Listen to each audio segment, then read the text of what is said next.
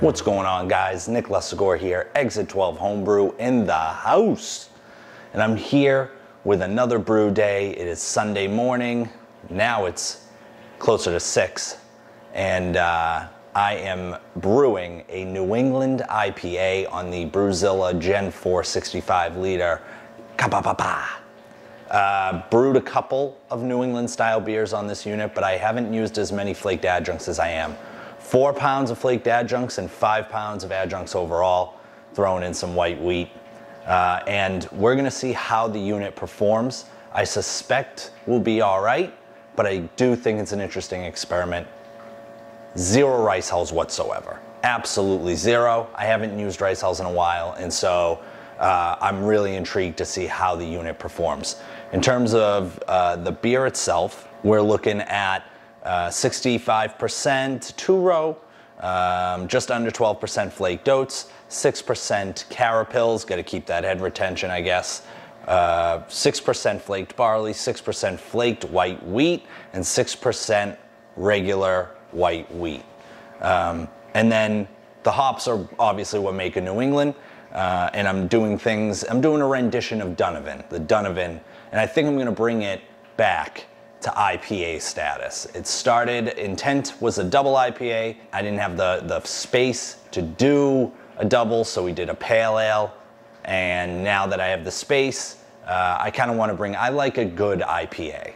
It's harder for me to kick double IPAs, and I'm still working on research and development on a New England style pale ale. So IPA range, looking at about 6.5 to 6.8%, Azacca and Huell Melon hops. And I'm trying something a little bit different, 152 degree mash temperature. I usually go a little bit higher than that. And then 2 packages of a newer yeast from Imperial called Mangostini. Now, Mangostini yeast is supposed to give off strawberry, fruity, those classic New England IPA characters.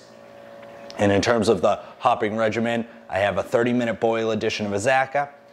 I'm increasing the time of my Whirlpool from 15 to 20 minutes after doing some research.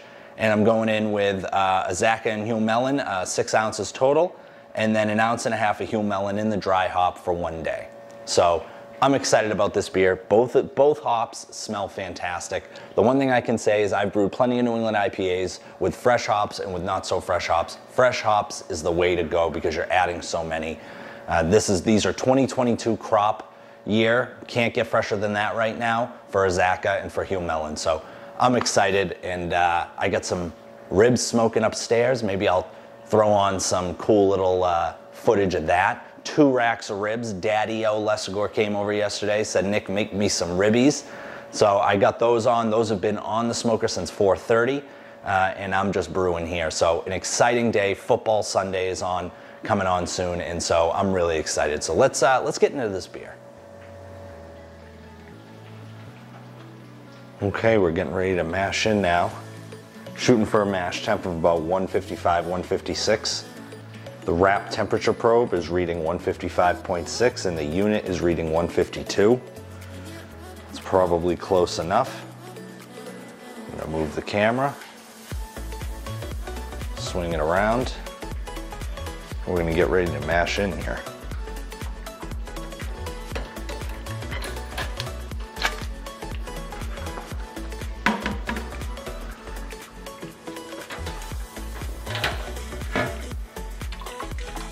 I think I got about 27 liters of strike water, like a little bit under 7.5 gallons.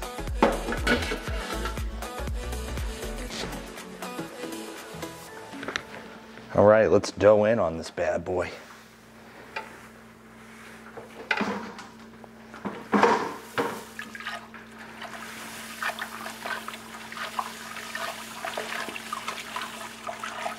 I'm still pretty maniacal about the way I dough in.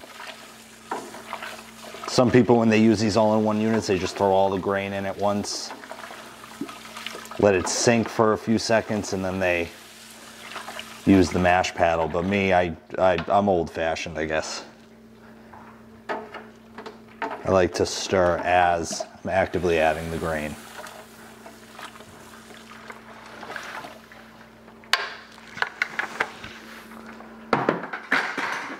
temp on the wrapped has already fallen to 153.4.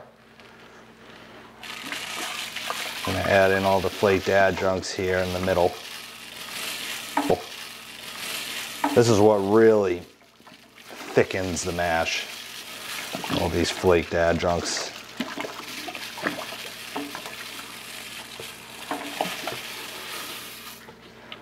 So we'll add them in the middle. I'm curious to see if I get a stuck mash or not with rice hulls. With that said, I mean, I haven't used rice hulls in years, but I also just got this unit, and I've brewed only a minor amount of, only a couple New England style beers. And I don't think I've brewed one to this point with as many flaked adjuncts.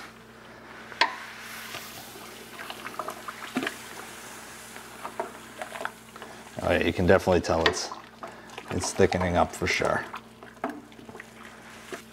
In this specific instance, the worst thing you can have are dough balls. So I like to really make sure I'm mixing everything. Mixing thoroughly. Still quite a bit of grain left. This mash is really thickening up on me.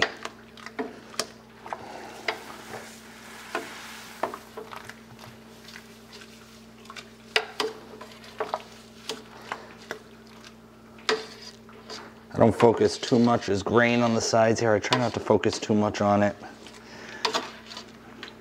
I'll get that when I finish mashing in. All right, get it all on top. And then what I like to do is take the unit, take the circulation arm, pop it in, take the bottom off, just in case I need some extra water.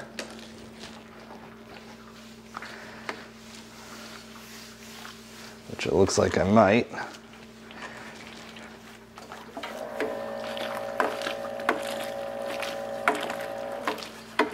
Just a little bit.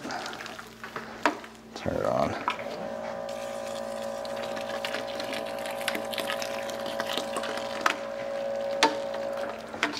Okay.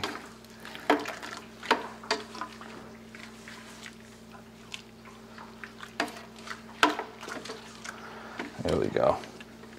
That's what I love about the recirculation. I've always been a fan of the all-in-one units that have recirculation built in.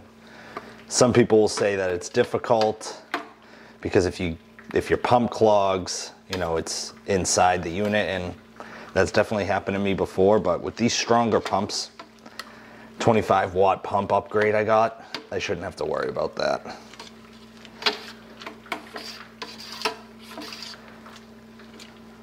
And honestly, the unit isn't even that heavy, so when the time comes and I want to clean the pump out, take it apart, all I gotta do is lift it up and turn it over. All right, this thing is good and thick. I don't see any dough balls. Grain looks pretty good. Looks like most of it, usually I have to turn on the pump a little bit and get some off the sides, but this doesn't look half bad.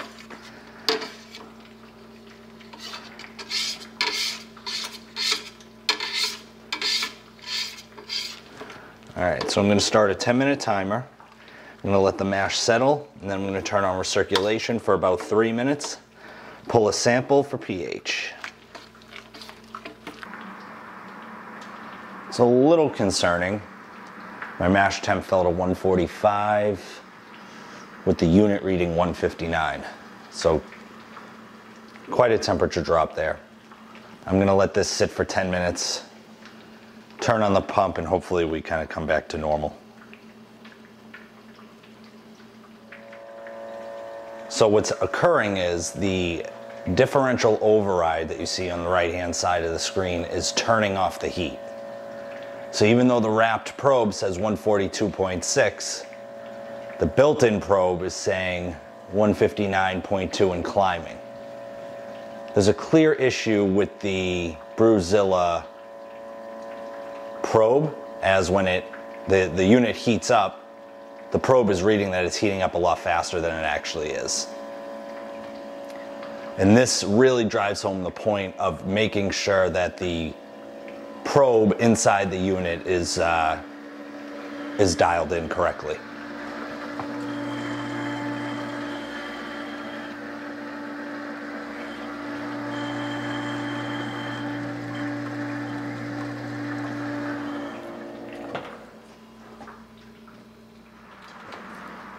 And so now, what I'm finding is the pump is becoming a little bit belabored. You can see that the volume level has definitely come up quite a bit. I just had to turn the pump off for about a minute, minute and a half, because it was becoming so belabored that almost nothing was coming out of it. So I don't know if that's because there isn't liquid coming through. It can't be because of the heat, I would imagine. But we may be clogging up a little bit. So I have turned down the speed of the pump to see if that helps. And I'm going to put the top back on this. But the pump was definitely laboring at one point. Another thing I wanted to mention, as the pump comes back to life a little bit, taking a look here at the mash temp, we're sitting 151.9 to 151.7. So I'm not 100% sure. I'm going to start the 60-minute timer here. I'm going to take a sample for pH. I'm not entirely sure what the issue was. I would still say if the temperature probe isn't fully dialed in, now as you see it's kind of shooting up a little bit and the heating element turned off. You really need to have the probe dialed in. You really need the probe on the unit to be like fully dialed in. And here you're seeing the pump becoming belabored again.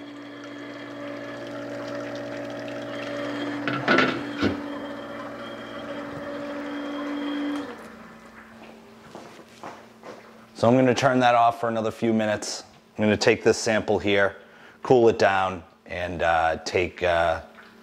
and get a pH reading. So you can tell the level really is not going down at all. This tells me that I have a stuck mash. So between that and the pump belaboring, I don't like to do this generally. I hate disturbing the grain bed, but I don't think we have much of a choice. Just gonna kind of try to softly move it around and then see if we can get the pump going. And if I have to, I may have to stir this every 15 minutes or so. I have read that people do that, and maybe that will help with efficiency.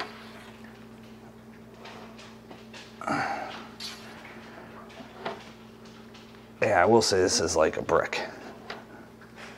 And I haven't done anything different with my quart to pound ratios.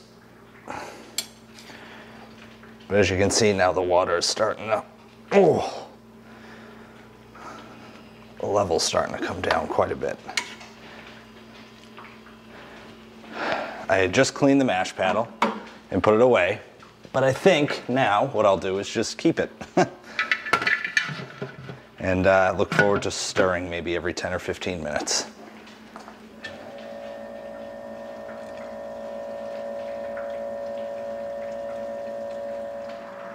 All right, we have 12 minutes left in the mash, sitting at 151.4 on the wrapped, 149.6 on the probe.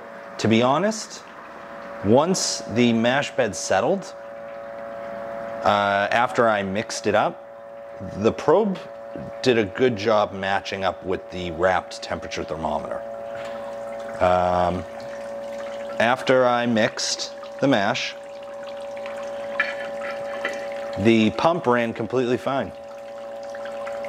So I just think it was getting bricked, really bricked up down the bottom. And I just had to do some work to move things around and loosen it up. But overall, as a differential override turns on. Maybe that's because I opened the unit. But overall, it's been a smooth brew day. For how it started, the brew day actually has turned out pretty smooth. Okay, so we are just completing the mash out. The mash overall, after I mixed it up, went really well, really smooth. Didn't really have many temperature variations, which was nice. And it stayed flowing. So no complaints outside of the initial stuck mash. Did a nice little mix up and we were good to go. So we're gonna pull the malt pipe, take a first runnings gravity and do some sparging.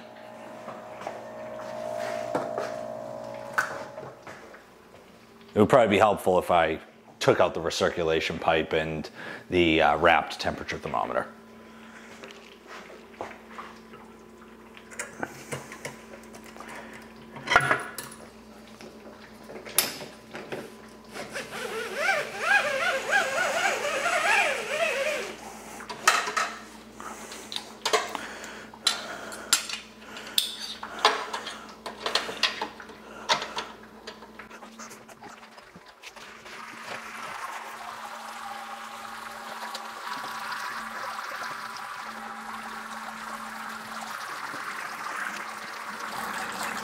All right.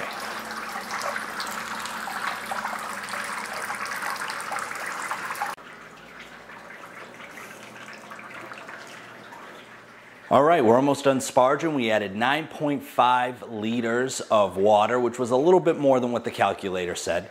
We lost 2.3 gallons of water to grain absorption. So I started with 7.3 gallons and I had a 5-gallon pre-boil volume before we started sparging. So I'm gonna put those numbers into the Brewfather calculator and make those adjustments because this beer, named after my son, is a beer that I'm gonna be brewing fairly often. And once I dial in the right recipe that I like fully, I'm gonna be brewing this beer often. So I'll create a new equipment profile in Brewfather and use that. So it's good to get those notes into the system for future brew days. Ended up 1.064 on the first runnings. So unfortunately, that's a little bit too low. We're looking for 1.063 on pre-boil, and I added more sparge water than what the calculator said. So we're gonna be pretty low. So I'm gonna try to determine whether or not I wanna boil down more and have less of a yield to hit the IPA range, or if I wanna keep it at a pale ale level. Or maybe it'll just work itself out. We'll see.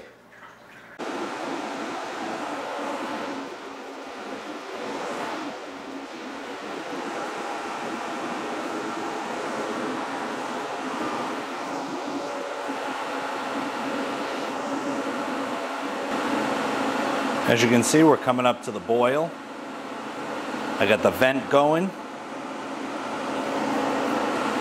Once this thing really gets rolling, I'm gonna start the timer and then I'm gonna take a sample to test gravity. One thing I really love about the Brewzilla, especially this specific unit on this specific powers, is I love a good roll and boil.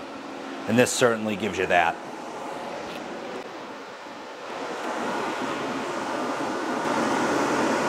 Here's the sample, and we're boiling.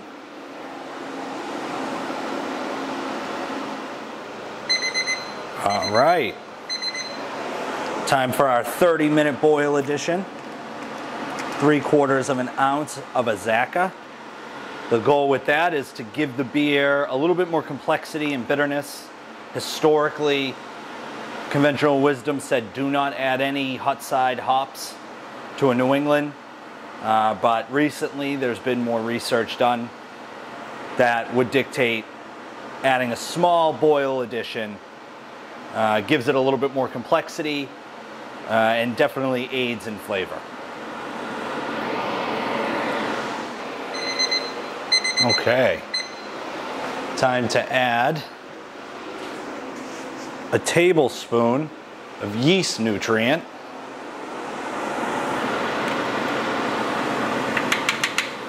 Usually I go with a quarter or half a tablespoon I did a full tablespoon because the yeast is a little bit on the older side, probably about 4 or 5 months old. I just want to make sure. I'm pitching 2 packets, so I should be fine. It's Imperial, they're pretty fantastic.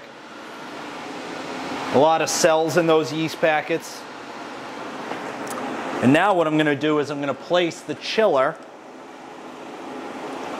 into the unit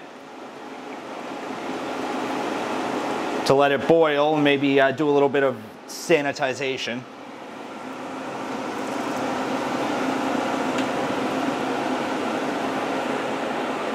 Stopped the boil, so I'm going to stop the timer.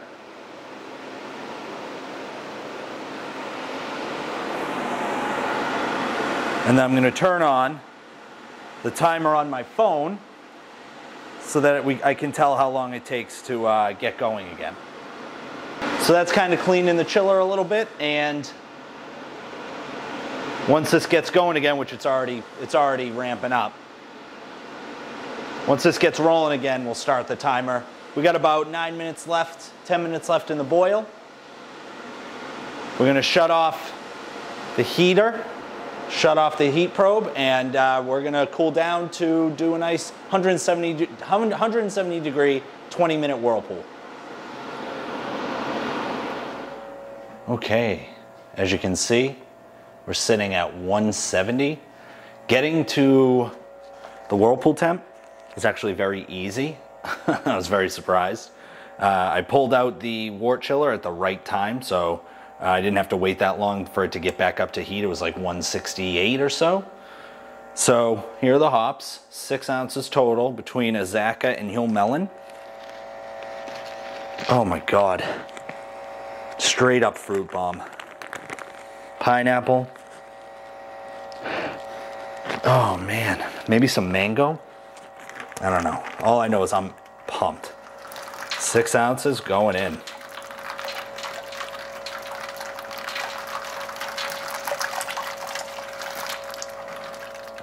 And we're gonna let that go for 20 minutes.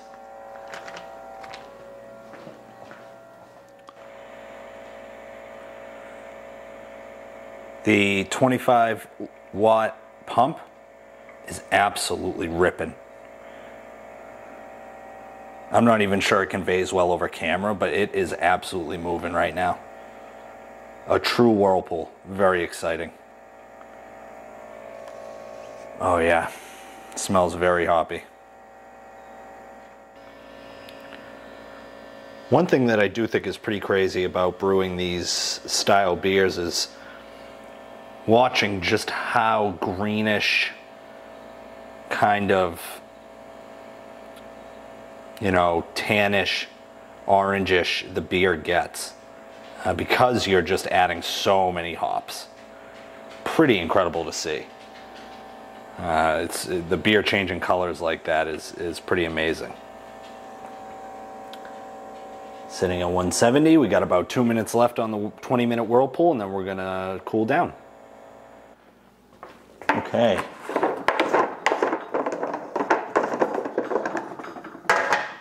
We whirlpooled for 20, rested for 10, and now we're going to transfer into the fermenter.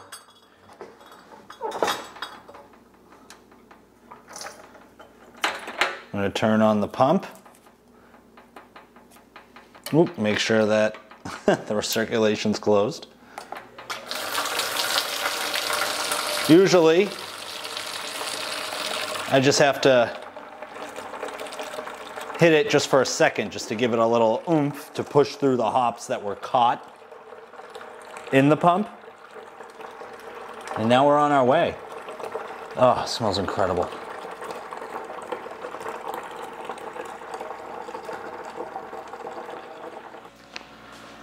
Okay, so beer is in the fermenter.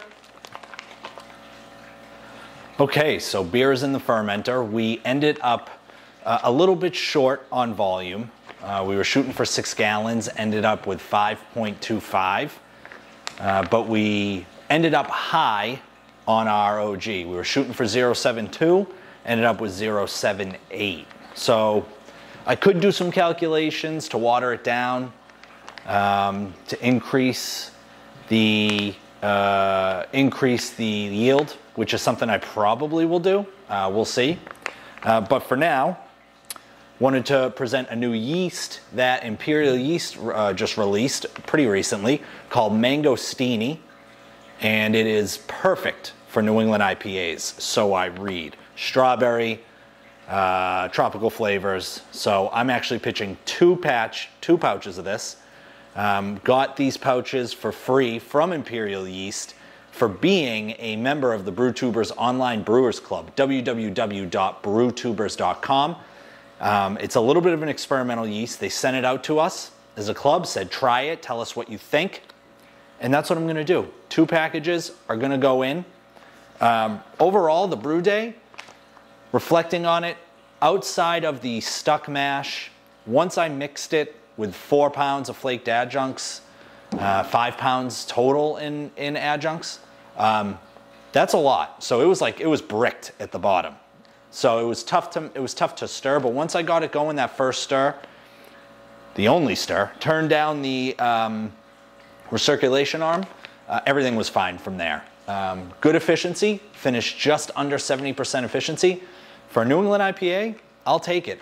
You know, still dialing in this unit, trying to figure out, especially with Donovan, which is a beer that I want to be brewing fairly often. I want to get it to a consistent point so that I can create a profile, an equipment profile in Brewfather, and I know what I'm going to get every single time. So, awesome stuff. There it is. I'm going to pitch these 2 packages of yeast and call it a day. Hopefully I'll have an update video on this beer. Thanks so much for watching. L'chaim.